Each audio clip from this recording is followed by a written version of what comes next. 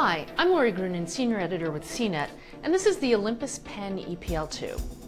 For this model, Olympus makes some design and feature enhancements as well as performance tweaks to its Pen E-PL1 Micro Four Thirds camera. The result is a noticeably better camera. It delivers better photo quality and an improved shooting experience over its predecessor.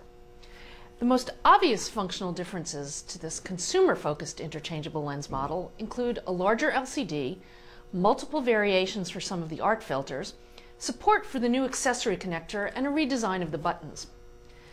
The body design and shape is fundamentally the same as the E-PL1, but I like the E-PL2's all black a little better than the black with silver highlights of its predecessor.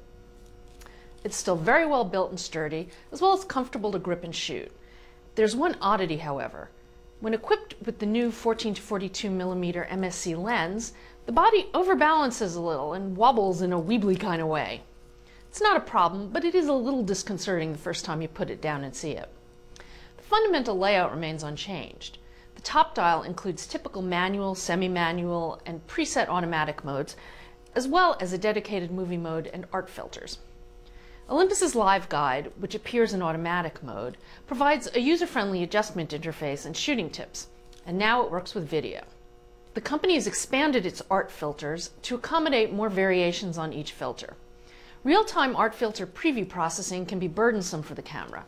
Display refresh slows down to a crawl with some of the filters.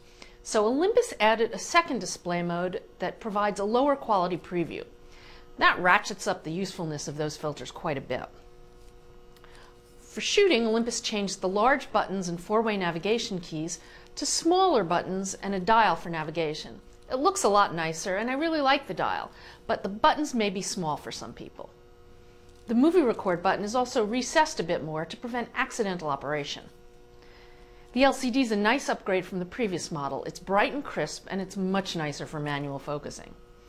There's also a ton of advanced features in the camera, but you do have to read the manual, and you have to turn on the double secret menu system to know that some of them exist. For instance, it's now more flexible for HDR shooting. It supports up to a 7-frame bracket. There are also 4 slots for saving custom settings, but accessing them seems to be a pretty clunky process as far as I can tell. You can map one of the presets to the function button, but in order to use any of the others, you have to go into the menu system. The one feature that would be really nice to have is time-lapse. In terms of image quality, the E-PL2 has a really nice noise profile. It's not quite as good as the Sony Alpha NEX5, but that seems to be because the E-PL2's 12 megapixel images, which are lower resolution, tend to lose sharpness more quickly than the NEX5s. You can shoot pretty comfortably up through ISO 800. By ISO 1600, things start to soften and detail starts to degrade. And frankly, overall, the E-PL2 offers very nice photo quality, in cases noticeably better than the E-PL1. Olympus seems to have tweaked the default noise reduction parameters. You lose a little sharpness, but the results look a lot more natural. As long as you don't have small details in the images, photos shot even at ISO 3200 can be quite usable. The video quality remains satisfactory, but not great. There are a decent set of manual controls for shooting movies, as well as art filter support, but it's got considerable rolling shutter wobble in all but stationary scenes. The kit comes bundled with a new version of the 14 to 42 mm lens that's designed to operate more quietly when shooting video. It doesn't use any fancy new technologies, just internal focus, but it is quieter. The continuous autofocus, though, is only a bit less inconsistent than the previous system and lens combination. And it still has a tendency to continue hunting even on stationary subjects. One of the nicest surprises in the E-PL2 is its performance improvement, especially given how little the inner hardware has changed.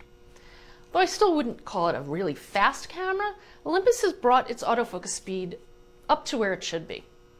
Unfortunately, the image processing still bogs it down somewhat, keeping shot-to-shot times in the passable but annoying territory. A notable update over the E-PL1, the E-PL2 delivers better photo quality and performance, as well as a nice shooting experience.